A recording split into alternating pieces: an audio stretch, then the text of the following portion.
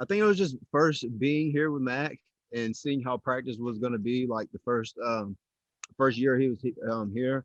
And I think all the guys that have been here since Mac have been since he's came in. I mean, me, Trey, Tamon, Sam. I mean, Chaffrey Brown. The guys know how to practice. So it's. I mean, Mac preaches it, but the players also preach it too. Like before I come out in the field, like I'm telling Raw and Power, like even if we're on 7-on-7, the ball's thrown on outside of numbers on the other side of the hash. Like don't sit there standing. Like run to the ball, get a burst out to the ball, and we've shown that on film for the first 2 days. I mean, especially the first days of spring, nobody should be jogging around the first 2 days of spring. You should be excited. You should be moving around and have a lot of juice, and that's what we've been seeing.